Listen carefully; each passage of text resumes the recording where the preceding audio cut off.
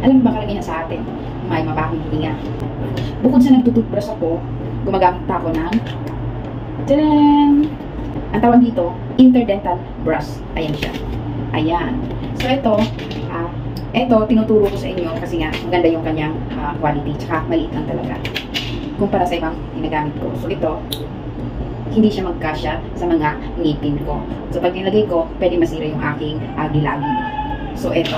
So bibigyan ko lang example, So tuturo ko sa inyo paano. So hanggang sa bagang talagang nagkakasya siya. So ito ang aking ginagamit. Kasi minsan yung baho ng ating hininga ay nanggagaling sa mga butas-butas na ngipin. So hindi yung butas na yung butas na iyan dyan, katulad yan. So kahit nag-toothbrush tayo, talagang may amoy ang ating bibig. So sa akin, ang ginagamit ko para hindi mabaho, gumagamit ako nito. So kung hindi ako makagamit ng ganito, gumagamit ako ng ayan, dental floss.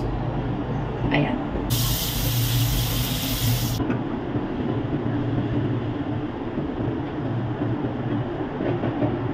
So ayan, meron siyang dumi. Kasi kumain ako kaninang umaga.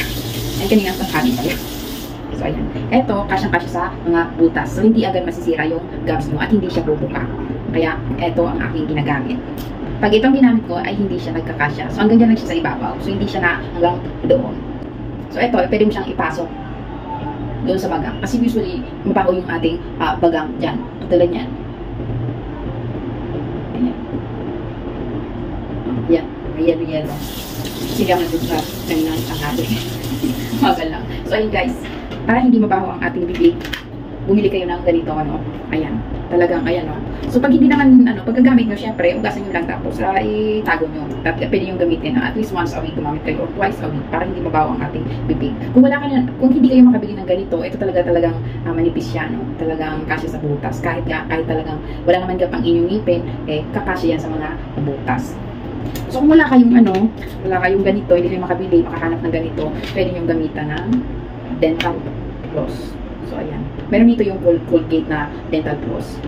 So yung Colgate, yung ganito niya, may may Colgate talaga, So ito wala to. So pwede nyo yung piliin. So dahil naubos na nga, ito naman bumili ako ng ganito.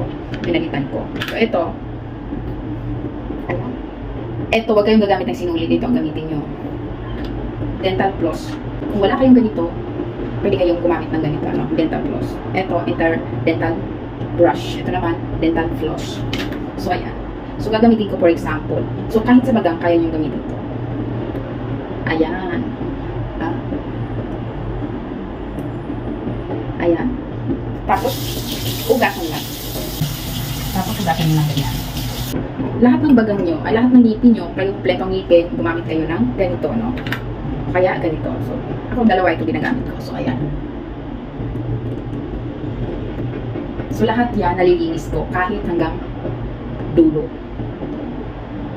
Anyway, wala naman ako silang ngipin, So, pasta yan na itim sa taas. Ayan. Minsan nga yung ulit ko, inuugasan ko lang para hindi naman, para tipid na tipid talaga, So, ayun, inuugasan, wala naman masama.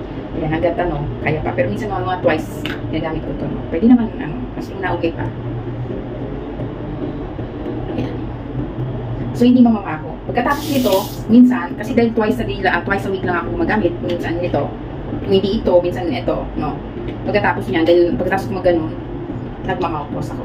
So talagang malinis yung mga gilid ng ngipin ko. So ayan. Ito mas maganda. Listerine. Ayan. Mag-mouthwash kayo para hindi mabaho ang ating hininga. So anyway guys, meron pa akong isang tuturo sa inyo. May toothbrush ako dito. Ayan. May toothbrush ko. Colgate ang aking ginagamit. So anyway, luma na rin.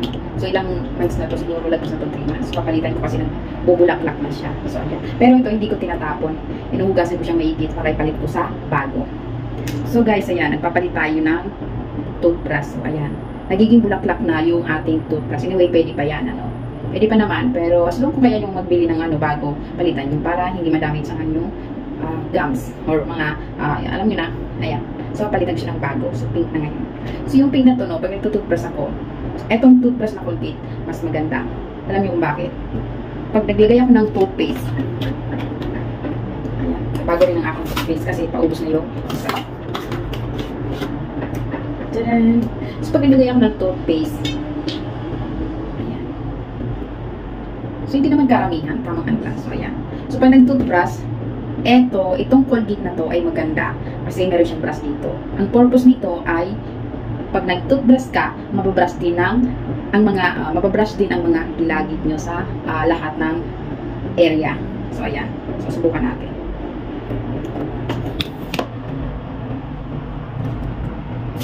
Okay, patay natin.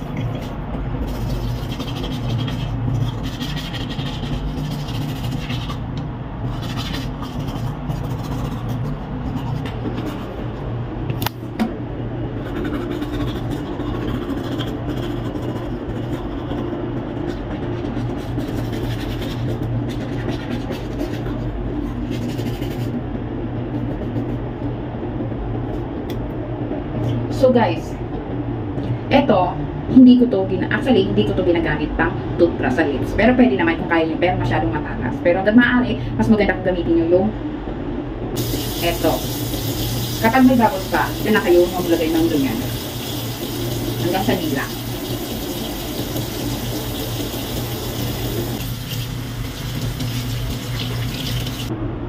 So ayun guys. Hindi yung toothbrush ang gagamitin nyo sa mga gums nyo or sa lips nyo or kahit sa dila nyo. Hindi yung brush ang gamitin nyo. Ito, kasi ito yung mas nakakalinis sa ating mga gilagid or sa dila. Ito, example natin.